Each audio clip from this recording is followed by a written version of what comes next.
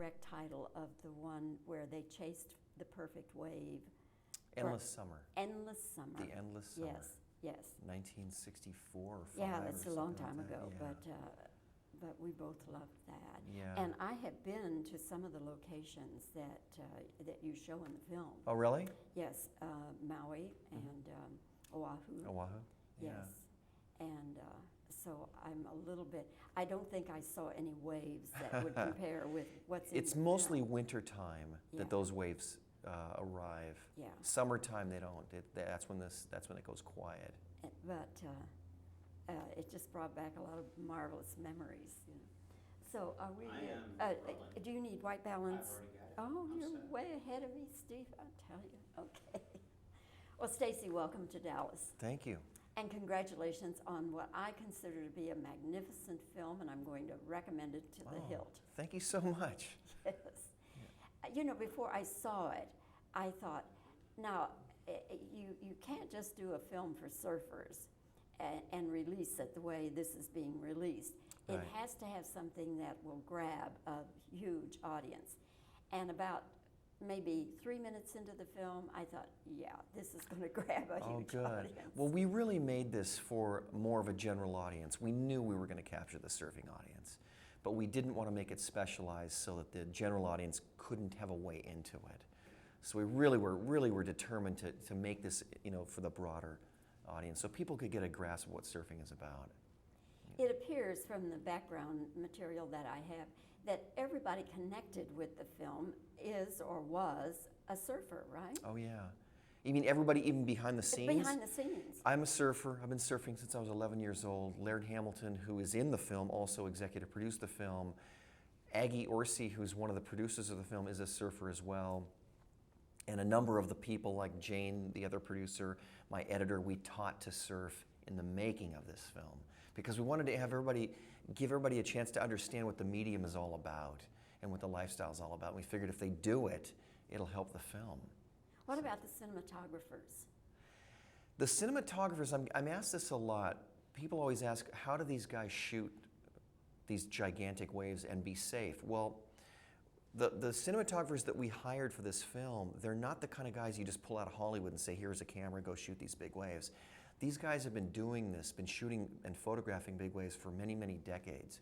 And so they are as skilled in the water as the surfers are. So they know exactly where to be and where not to be at any given time, and they know what to do if they get into a very dangerous situation because they are surfers themselves and they've been in these situations many, many times. So it's very deliberate. It's almost run like a military operation. You know, it's a life and death situation, and the cameramen know where to be, where not to be, and what to do in case disaster strikes.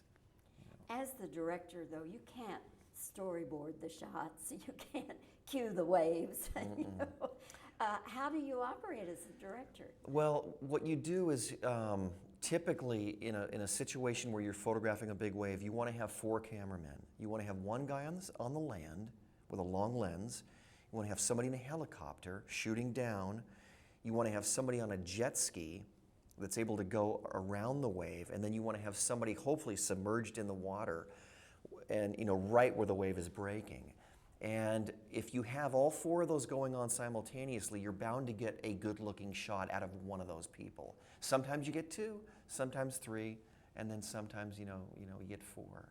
But you just try to cover yourself as best you can. And then when you're not shooting the waves, you shoot what's called the B-roll, which is all the stuff that happens going to the wave, coming from the wave, and that type of thing. So. And you be as resourceful as you can. And being a surfer, I understand how chaotic the ocean is and that you have to work around the ocean, and the ocean does not work for you. So. When you have the 4 cameras rolling, where are you? I'm running around on a cliff or in a boat with a lot of anxiety, you know, on a walkie-talkie. And you're constantly asking people, did you get the shot? Do we need to go get it again? Okay, you got that angle, let's switch angles and get it from a different angle. So if the helicopter was above, next time maybe he'll be below. Next time maybe he'll be in front going backwards. So you're constantly assessing, did you get the last ride or not get the last ride? And literally doing a checklist off of like your shooting list. So. It would appear to me, Stacy, that some of the shots are pure serendipity. I'm thinking of one shot that is so beautiful, where the camera is shooting through the opening of the curve of the wave. Right. And you see the sky in the background. Mm-hmm. Fabulous shot. It's not. It actually isn't serendipity. Those shots are very, very, very well planned and calculated, because in order to get them, you have to put the cameraman right in the right position, so as the wave's curling over, he is right there, and you can see out of it. So that takes, perhaps there is a little serendipity, but there's a lot of thought that goes into that, a lot of deliberation, a lot of planning, because it's a very difficult shot to get. And when you get it, it's just pure nirvana. You know, it's a eureka moment. You know. Another shot that shall stay in my memory always is Laird, and he's coming out of the whitewater, and then it appears, and a rainbow appears, and it appears that he is jumping over the rainbow. Right. Tell me about that. Well, what it was is that wave. That's the film. The film culminates in a wave that Laird rode in Tahiti. That was one of the most spectacular waves ever ridden. And what happened is the wave was so hollow that it collapsed on itself and it spit. It's what's called it spit out. And so as he's coming out of this wave, the whole wave is shooting this gigantic spray at him. And he's literally being rained on by the spray. And as the rain happens and the sun hits the rain of the water, you see this rainbow, and he just comes right back over it. So it's this beautifully poetic shot that just happened for that moment in time. And as soon as the rain stopped, and as soon as he kicked out over the wave, the rainbow was gone. You know, so it was a beautiful, beautiful moment. Now that had to be a double eureka moment. Or did you not realize that was a what you quadruple eureka moment. I mean, that was one of those moments in time where you just know that it doesn't get any better than this. I mean, and for him, it's probably the most important wave he'll ever ride in his lifetime. I mean, it changed everyone's perception of what was possible. A moment before he rode that wave, if anyone would have seen that wave, they would have said, impossible, cannot possibly do it. But he figured out a way to do it. You know, I mean, he's a super athlete. And also on that day, it was a very cinematic day. There was a very light amount of wind. The ocean was very glassy. The conditions were perfect, just perfect. So that was serendipity, where everything just came together on that one day. And that was in Tahiti. Tahiti, yeah, at a reef pass known as Chopu. Where is that in relation to Papeete and Moorea? You know what? Are you going to interview Laird?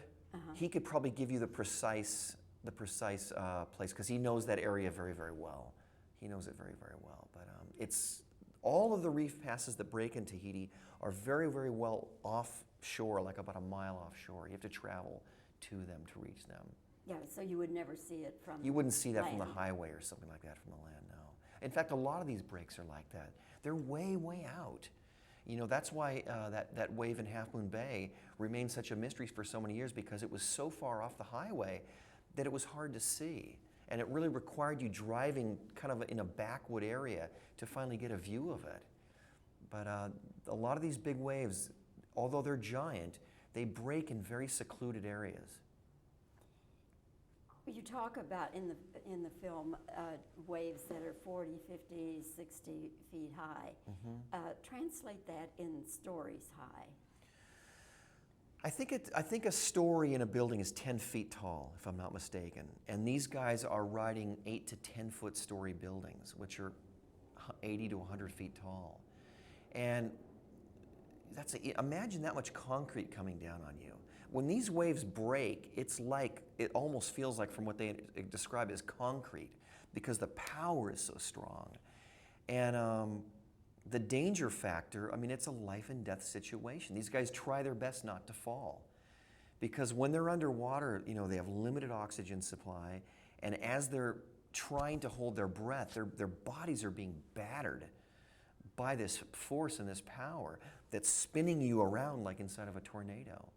So it's a it's a situation that requires a lot of thought and preparation and years of experience in order to do it proficiently, because you just can't go out there and do it on a day's notice. You really, like Laird, for instance, he may surf 5 great big days a year, but the other 360 days a year, he's prepping for those 5 days, keeping in shape, eating right, and thinking, like keeping himself focused, to do this. Oh, how old is he now? He's 40 years old. Yeah, and he's probably in the best shape he's ever been in his life. He's a real specimen, What kinds of injuries did you incur during the making of the film? Me? No, everybody. I don't think we had any injuries. I don't think we did.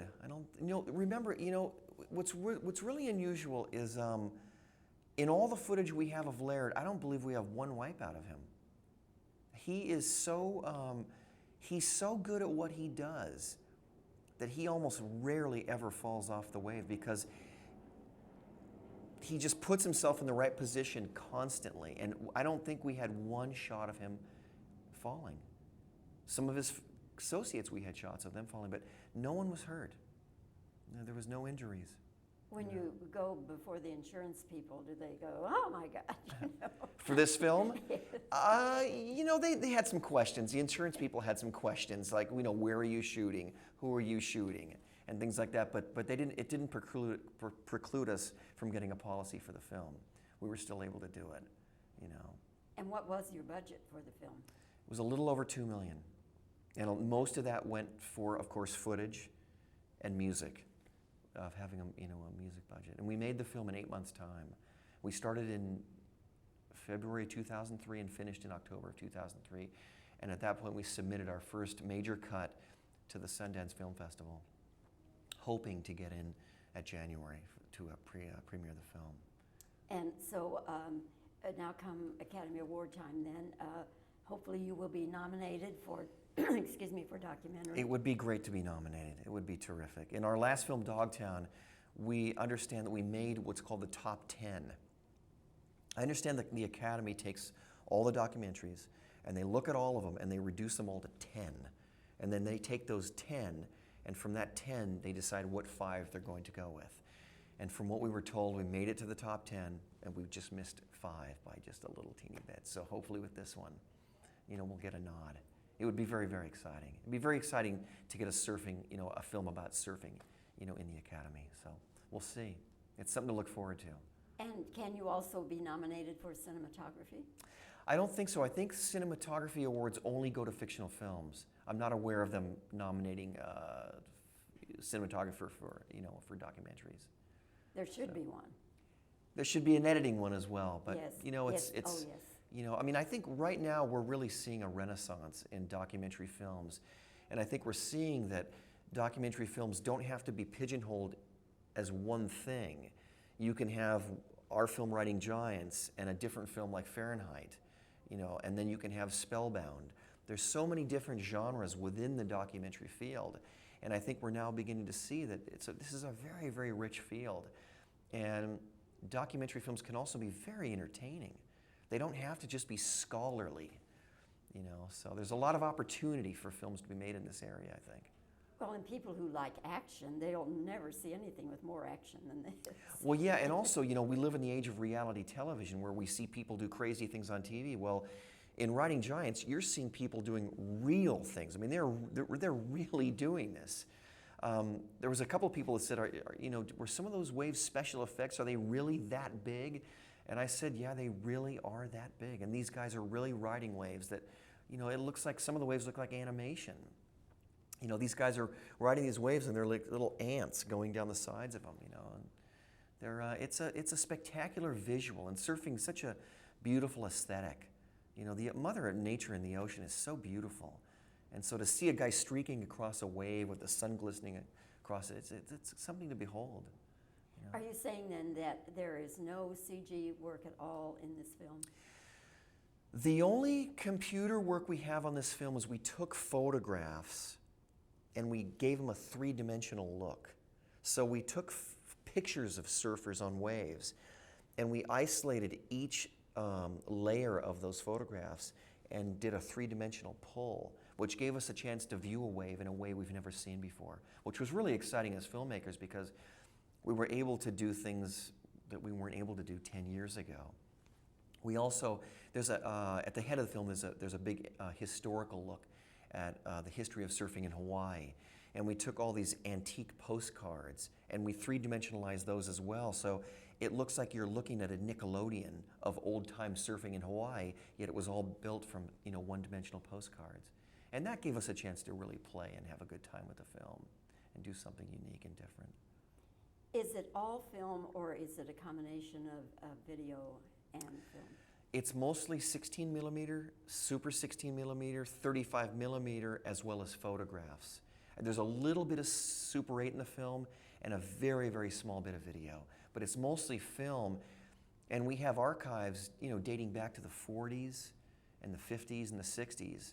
So there's a lot of rich archival footage in the film. And a lot of the film from the 50s and 60s was all shot on 16 because that's before they had invented Super 8 cameras. So it's all very old Ektachrome from the 60s and 50s. It's really, and when I was making the film, and I was going through all this archival footage, I was just screaming Eureka, because I was coming across all these beautiful footage of these young surfers and, you know, tan going to Hawaii, and a lot of these shots represent the birth of surfing culture happening right on camera. You know, a lot of people have never seen this footage, so it was very exciting for me to see this and go, wow, we can really make this film. We have the documentation to show exactly what was going on back then. We don't merely have to rely on voices telling us, we can show it. And that's when it gets very, very, very precious as a filmmaker, when you're able to really find those moments that are captured, you know, on film. Well, it's a gem, and I hope, I have a feeling the word of mouth on this is just so terrific. Have you found that to be Yeah, true? it's really, what's been really great is so many non-surfers have said that they've never seen a surf film like this before. Many people have said they felt the film was life-affirming because the guys in the film have really, like, chased their dreams, and in the face of, you know, danger and, you know, the mental construct of you can't do that, they have gone out and they've done it, and they've succeeded. And it's been very rewarding. We're having a great adventure on the film. And Greg Knoll, who's kind of the big, you know, the Babe Ruth in the film, has said that this film represents his last great wave. This is the last great wave he'll probably ride in his life. So it's been a good, fun ride. Now, this begs the question, what can you possibly do for an encore? I'd like to go surfing now, is what I'd really like to do. I'm in the mood to take a break and sit on the beach a little while. I've been sitting in editing bays for a very long time, so it's time to take a break and paddle around with my little boy on a surfboard. Well, I hope you get to do that. Yeah. And while you're doing it, I'm sure you'll be dreaming, there will be thoughts of the next project. Yeah. Whatever. Yeah, absolutely. Stacy, thanks for coming to Dallas. Thanks for having me on the show. I really appreciate it. Yeah. Let me get a quick two-shot and Okay. reverse. Oh, well, Yeah.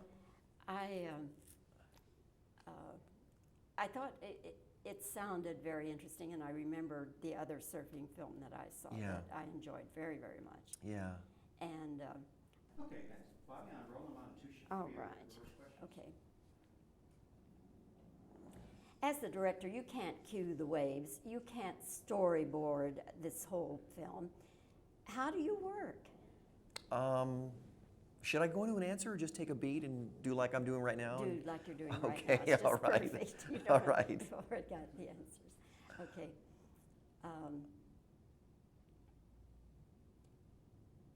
Some of the shots look like they might be serendipity. I'm thinking of the one where the sky is showing in the background through the opening of the curve of the wave. Mm-hmm.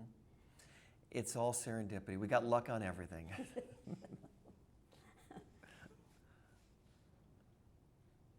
Where do you have the cinematographers?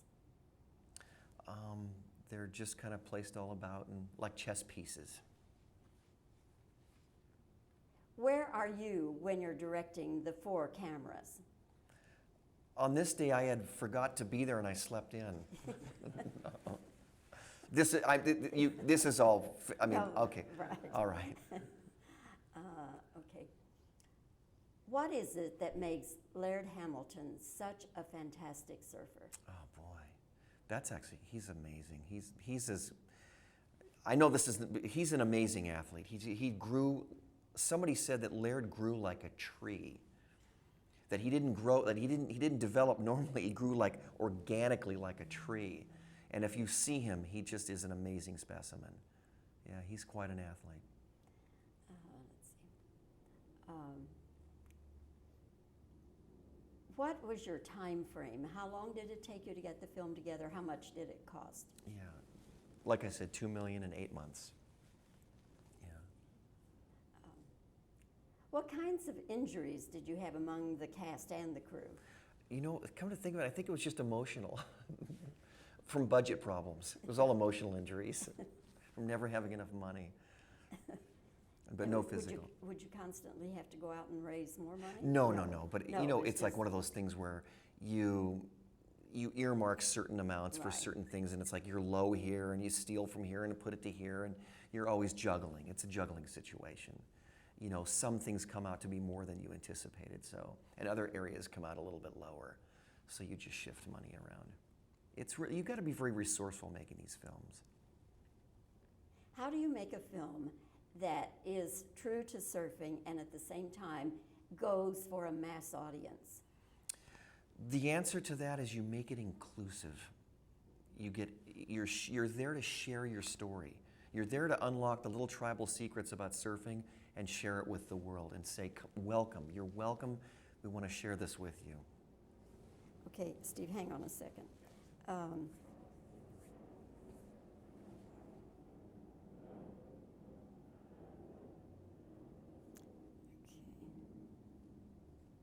like you hit all the main ones. Yeah, there's one I'm going to do right now. Okay. How did you get the shot where Laird Hamilton comes out of the wave, the white water, and a rainbow appears, and he seems to jump over the rainbow? That was all done in CG.